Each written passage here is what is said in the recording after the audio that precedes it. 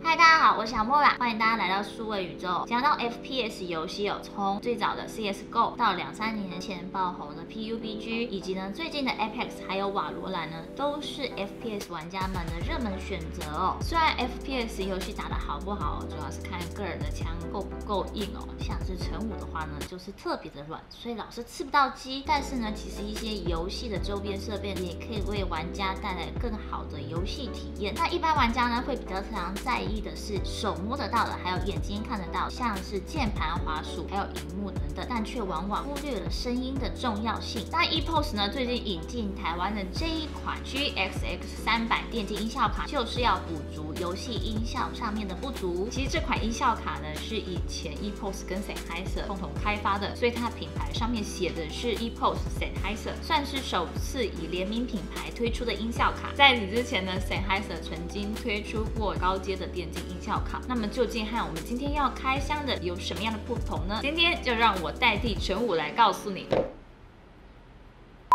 在讲到 GXX 300之前我们先为大家插播一个话题。最近在市场上消失了1年的 Sennheiser Gaming 系列的电竞耳机，终于又要重返台湾市场啦。之前因为 EPOS 跟 Sennheiser 分家，再加上 Sennheiser 卖掉了消费性产品部门的种种原因但是现在EPOS 跟 Sennheiser 双品牌联名的产品又再次来到台湾市场啦，而且颜色都比以前拥有了更多的选择。那价格上面也往下做了非常惊人的调整像是经典的 GSP 600以及 Gen Zero 都比以前便宜非常的多。回到今天的主题GXX 300电竞音效卡到底有什么值得入手的理由呢？我们归纳出了3个原因首先是外形工艺，对比旧的 GXX 1000，我们可以发现到两者的设计风格非常的不同。GXX 1000有银色的金属音量调节环，还有大大的 LED 显示萤幕。那么在连接端子上面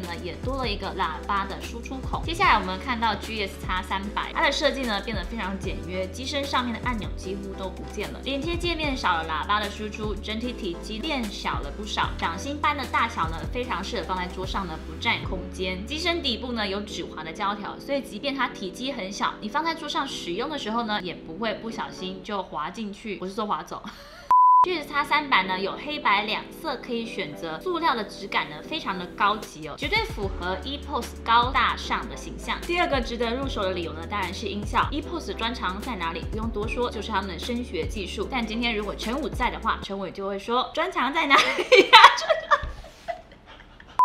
以前的 GXX 1000透过机身上的模式切换，可以在游戏、音乐、电影这几种模式下面来使用，用起来算是蛮直觉的。GXX 300将这些按键几乎都拿掉了，取而代之是超强大的音控软体 EPOS Gaming Suite。这个软体上述的模式都可以让玩家自由选择，也可以自行调整频率曲线，随便你想要增强或是减弱哪个音域，打造出完全个人化的游戏音效环境。那麦克风的参数同样可以透过软体来调整音量增益，监听自己声音用的侧音、防爆音线幅、降噪等级，功能应有尽有。前面讲的这些功能，对于专精 FPS 射击游戏的玩家帮助极大。对于非 FPS 玩家来说也提供了虚拟的 7.1 声道的音场模式，并支援2496的高解析取样模式。在玩 in-game 或是3A 的史诗级大作时候可以增加游戏的沉浸感。最后一个值得入手的理由就是价格啦。GXX 1200 Pro、GXX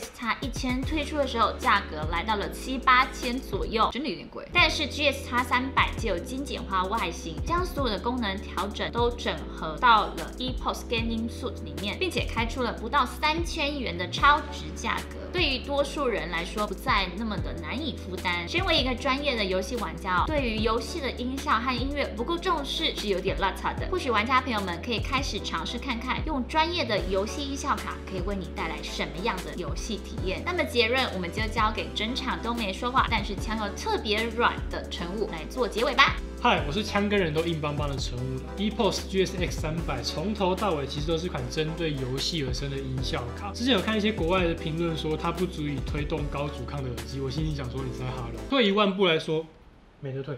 在 Hi-Fi 耳机圈中呢，要找到3000块的音效卡或耳廓可以推动高阻抗的耳机，那也是很难找的。这就像某厂商出了一台高扭力可以载重的货车，你却问0到100跑几秒钟，这完全是搞错方向。身为游戏专用的音效卡 ，GSX 300的核心价值呢，还是在于针对玩家的使用场景以及一些特定游戏的声音需求啦。如果你是发烧友，手上有 HD 800这类的耳机，请不要直接捅它，然后说它很烂哦。好好找一款适合的耳机，然后享受音乐，这样才不会显得是未喷耳喷哦。以上，喜欢这部影片记得按赞分享，有没有将今天开小铃铛加入这个数位宇宙？那我们就下部影片再见啦，拜拜。